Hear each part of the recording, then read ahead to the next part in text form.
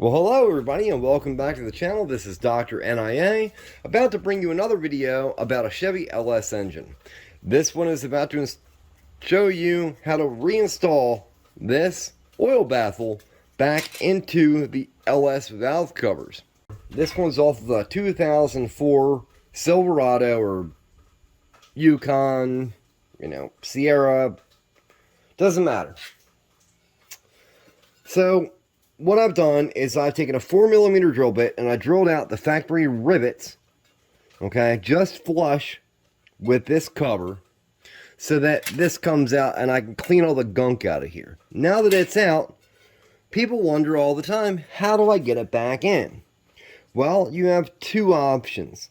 You can drill these just deep enough to add a pop rivet in, and I have another video on that.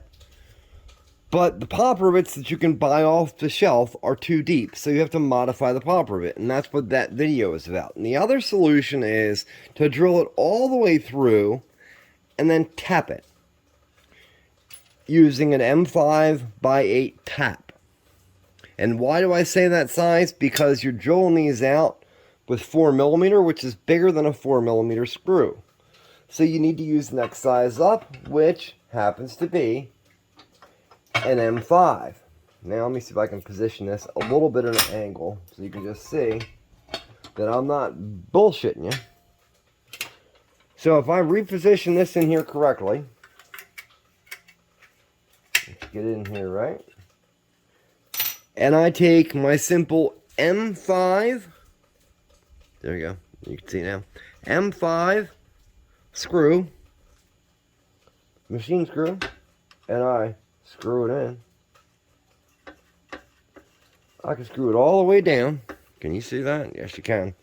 Screw it down all the way tight. Now, I'm not using an Allen key here, but look. It holds it in. And as for the top, it comes up almost perfect. I don't even have to trim it down. I could if I wanted. And yes, I'll see either a dark color spot if I use a coated metal steel screw, or I might see silver if I use a stainless screw. But look, you're doing this because you wanted to save money, right? Not because you wanted to buy new valve covers that would have solved this problem anyway. So is it cheaper to do this than it is to buy new valve covers? In my opinion, it's slightly cheaper. That's if you don't count your labor. Okay, if you're doing this for fun in your spare time and not under a deadline or anything like that, then yes, you can do it cheaper. What should you do with this screw after you screw it in? Well, let me back up for a second. Before you screw this in, you should put silicone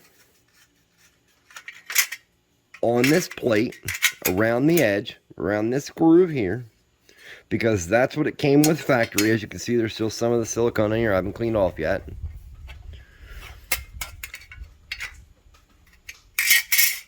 And then you should put either silicone right on the threads of this screw, or at least some red Loctite, because you don't want this falling back out. If it falls back out, it's going to fall into your motor and cause lots of trouble. Now, this is an M5x6. And like I showed, it comes, we'll just do this real quick this way. M5x6 comes pretty much flush with this groove. If you were to use something like an M5x20, that would give you enough room to put a nut on the top half, which would just help you lock it in there even more. So I would use then silicone on the plate, Loctite on the threads, or maybe I would do silicone on the threads actually, the right silicone, the right stuff from Permatex. I'll show you that in a second. And then some red Loctite on the nut on the top, because there's nothing that's here, right? This is where your bracket for your coil packs go. So you don't have to worry about the clearance. You got a bit of clearance there before that becomes a problem. And talking about the right stuff, gasket material. So this is RTV, made by Permatex, and it's called the right stuff. It is about the most expensive stuff you can get, but this stuff hardens like a boss. So, how do we drill out one of these guys to accept one of these M5 by 8 screws? Well, I'm glad you asked. Let me sit that there. Let me put this into a comfortable position in the bench vise there. I'm holding on to the post that normally would hold on the coil packs. Alright, so first things first. I'm going to take this fine, very fine point punch with a little tiny ball being hammer. And now I'm going to find the center. Beeth. Heareth. On. And I give it a few cracks just to make sure that's where center is. Then I go back to the drill and just drill it.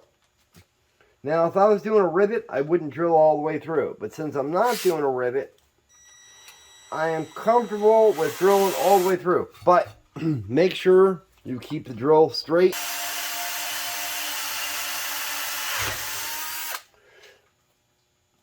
And I think I'm through. So let's pull the head, dump the shavings, and take a look. Can you see daylight?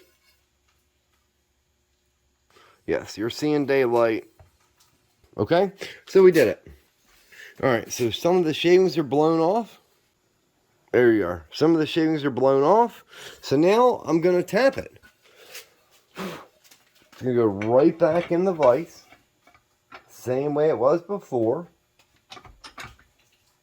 My tap requires a 4.2 millimeter hole. So I have this other size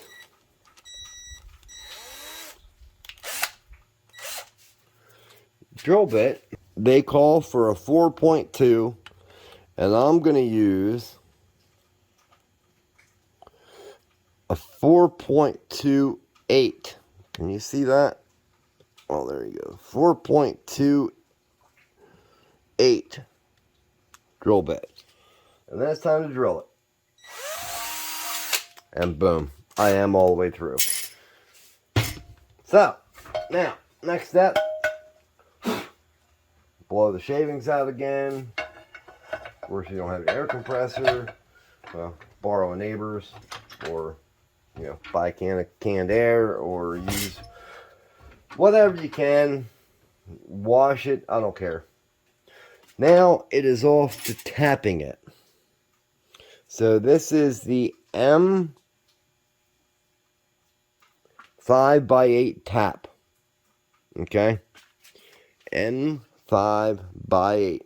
Damn, I'm sorry. I'm sorry, but I've been talking a little bit low here. I didn't realize just how much higher up the screen was. So, M5 by 8. And I'm going to put it in my screw gun. That's right, my screw gun. And I'm not going to use a tap holder. But what I'm going to do is I'm going to turn my settings down to slow speed. And I'm going to give it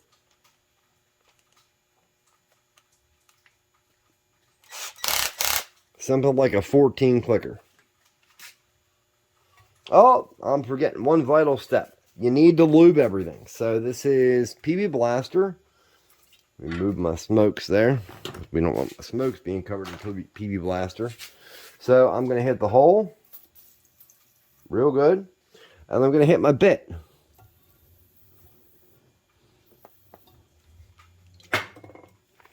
And now I can run it through.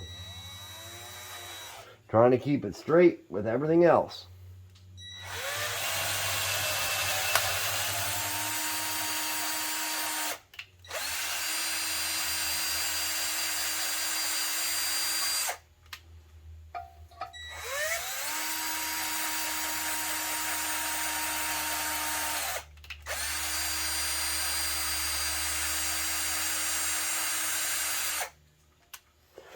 Alright, seems like it went pretty well. Clean this all with my fingers, and we're going to run it through high speed a couple times.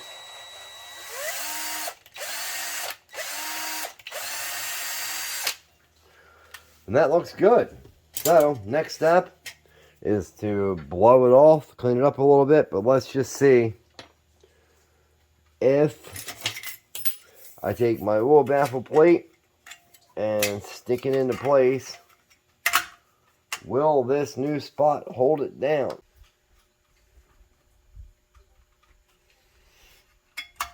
And there you go. That's one cap head screw holding in LS valve cover baffle. That's how you do it. It's in. It ain't coming out. The rest are still not in, so it's loose. But imagine if you did that to all of them. That bad boy would be in there. Like I said, you can see it from the top.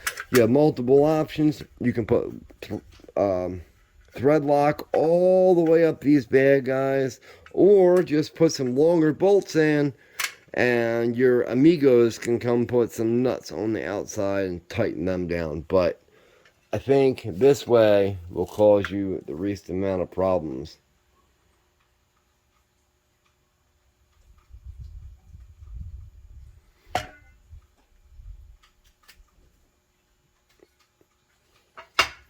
Alright, well, I guess that's all. Thanks for watching. Please like and subscribe, and comment on the video if you want to see anything else. Otherwise, peace out. Have a great day.